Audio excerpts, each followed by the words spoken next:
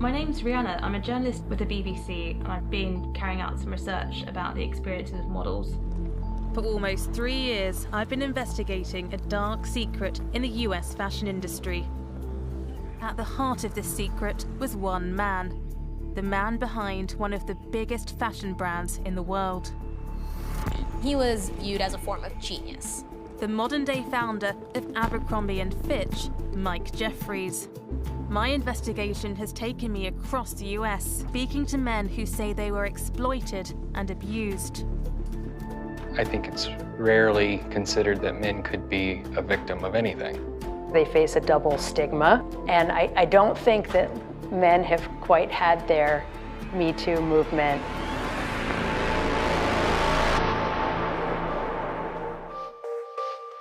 Mike Jeffries, the once flamboyant CEO who transformed Abercrombie&Fitch into a billion-dollar fashion powerhouse, now finds himself ensnared in a web of scandal and legal turmoil. Mike Jeffries was married to Susan Marie Isabel Hansley, seen here with their only son. The couple divorced in 2006, and soon after, Jeffries publicly came out as a gay male, and has since been in a relationship with Matthew Smith, his business partner, and one of his co-defendants in the current criminal case filed on October 17, 2024 in the United States District Court, Eastern District of New York. Welcome to this edition of Inside the Courtroom, the case of Michael Jeffries, Beyond the Brand, the Legacy of Abercrombie&Fitch. In October 2024, Jeffries, along with his partner Matthew Smith and associate James Jacobson, were arrested on federal charges of sex trafficking and interstate prostitution. Prosecutors allege that from 2008 to 2015, the trio orchestrated schemes luring young male models with promises of lucrative careers, only to subject them to drug-fueled sex parties involving coercion and abuse. Despite the gravity of the allegations, the case isn't being prosecuted under the Racketeer Influenced and Corrupt Organization Act. RICO charges typically require proof of ongoing criminal enterprise involving multiple predicate offenses. Prosecutors may have determined that the evidence didn't meet the stringent criteria for RICO, opting instead for direct charges of sex trafficking and prostitution. In a dramatic twist, the defense team for Jeffries claims Jeffries may be unfit to stand trial.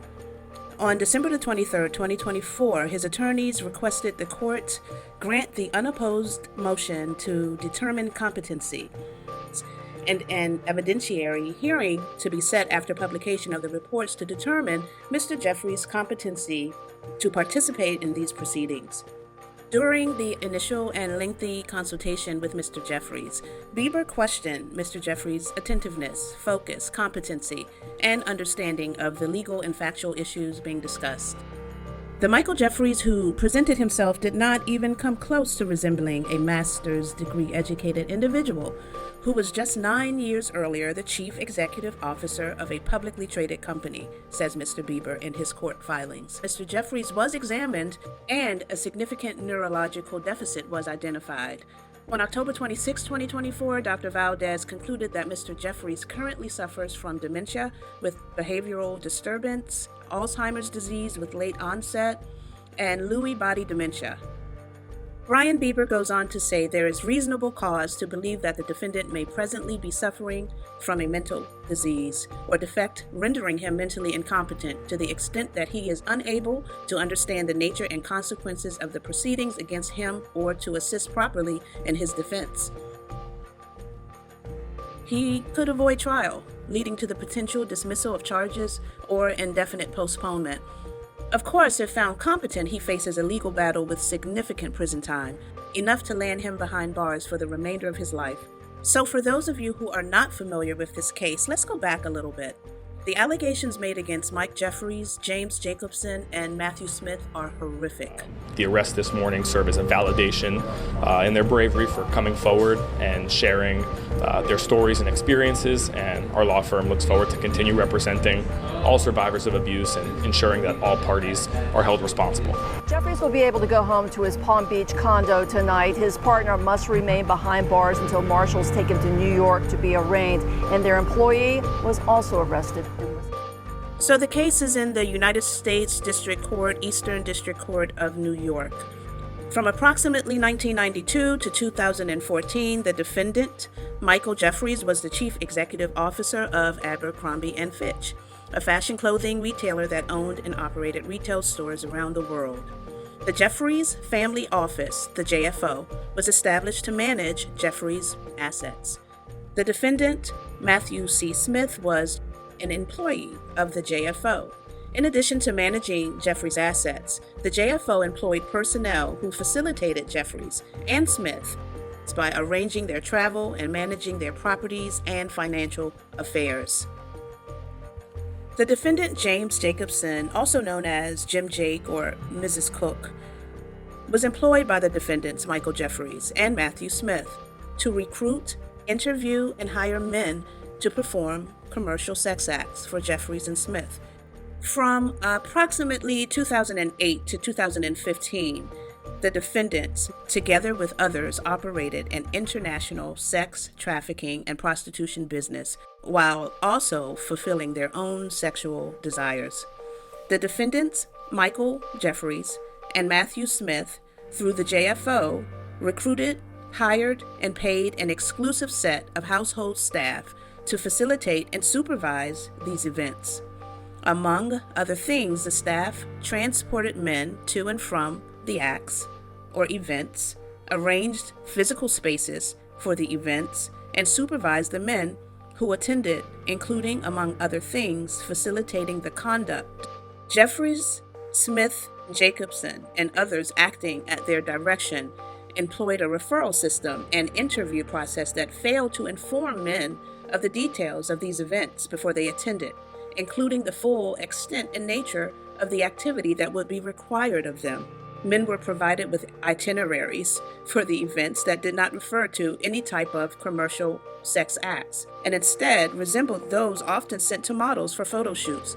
The defendants, Michael Jeffries and Matthew Smith, either directed others to or personally injected men in their private parts with a prescription-grade medication for the purpose of causing the men to be able to engage in these acts which they were otherwise physically incapable or unwilling. They physically groomed men prior to these events, including, at times, shaving the men's private areas, without advance notice. Many of the victims, at least one of whom was as young as 19 years old, were financially vulnerable and aspired to become models in the fashion industry.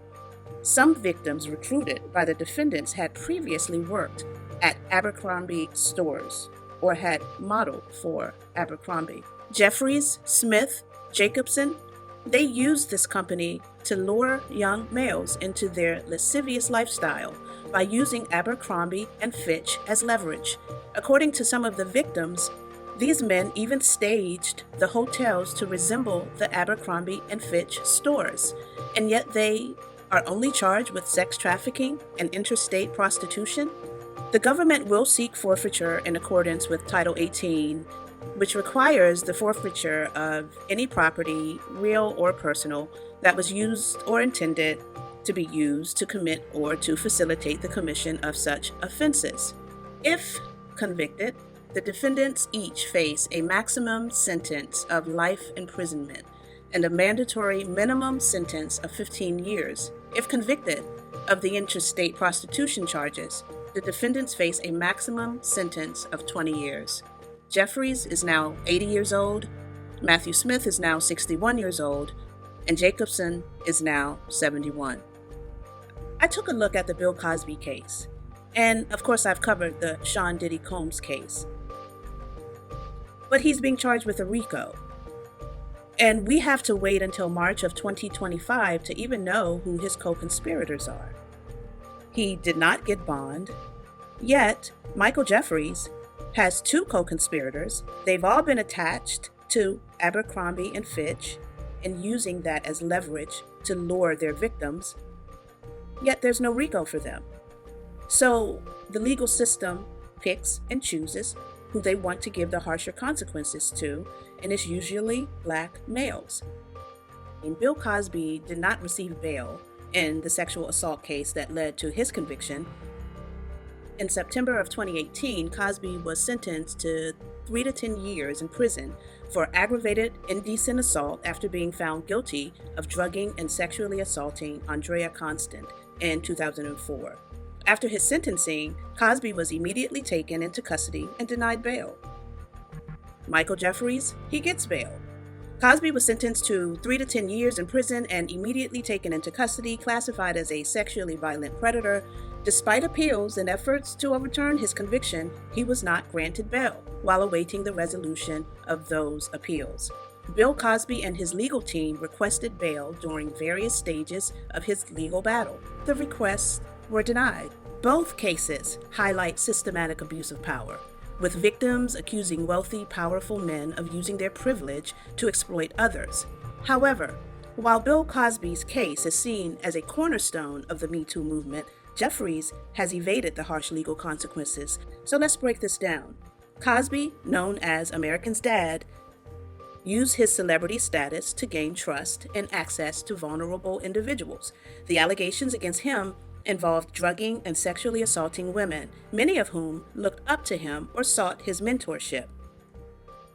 Jeffries, on the other hand, as the CEO of Abercrombie and Fitch, Jeffries allegedly leveraged his position in the fashion industry to lure young male models with promises of lucrative careers, only to subject them to coercion, abuse, and exploitation. Cosby was accused of incapacitating his victims, using drugs or alcohol before assaulting them, leaving them unable to consent or resist. Jeffries, he, along with his co-defendants and co-conspirators, are accused of organizing drug-fueled sex parties where young men were allegedly coerced into compromising situations under false pretenses. Cosby's defense team argued arduously that his age, 79, and deteriorating health should be considered during his trial and sentencing, although this was largely unsuccessful. Jeffries was awarded bail. While Cosby acted alone in his assault, some enablers, including managers and staff, have been criticized for turning a blind eye, yet Jeffries is directly tied to co-defendants, co-conspirators, like his partner Matthew Smith, who allegedly helped orchestrate the parties and recruit victims. Cosby's case involved dozens of women over several decades, but focused on a single charge for his conviction, while Jeffries' case involves allegations of a coordinated scheme with multiple victims and co-defendants, and was still given bail. Cosby was convicted, but later released after his conviction was overturned due to legal technicalities. Jeffries' case is ongoing, and his defense team is currently seeking to use his alleged dementia diagnosis to avoid trial. There's no need to think outside of the box on this one. These are all wealthy men. They are all similarly situated, meaning Bill Cosby, Mike Jeffries, Sean P. Diddy Combs. Their wealth, status, and influence comparable. Their crimes comparable. Sean Combs has a bit more harsh allegations out there. And for the record, I don't believe that Sean Combs deserves bail. But what about Bill Cosby? Did he not deserve bail? Was he an ailing man going through this process as well? Bill Cosby's crimes, in my humble opinion, weren't even as bad as the crimes that Jeffries and his co-defendants committed. And Abercrombie and Fitch will carry on as they are still in business. No RICO, not a touch, no jail time, easy bail.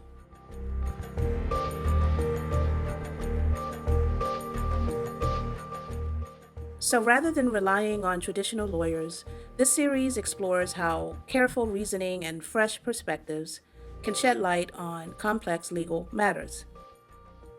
This case is not complex, however. It's pretty cut and dry. Why wasn't this case pursued as a RICO charge? Why did Jeffries, as well as Abercrombie and Fitch, evade major consequences even with profound evidence to the contrary? Why didn't Bill Cosby get this same courtesy? The disparity of justice is real and a real-world legal dilemma. So what are we going to do about it? Meanwhile, Michael Jeffries they'll probably take a lot of his money, but he still had some dignity left to him that he really didn't deserve, but he was still given that. So let's see how this all unfolds. This is Gigi. Thanks for watching Inside the Courtroom. Like if you like, share the video, subscribe for more. Peace.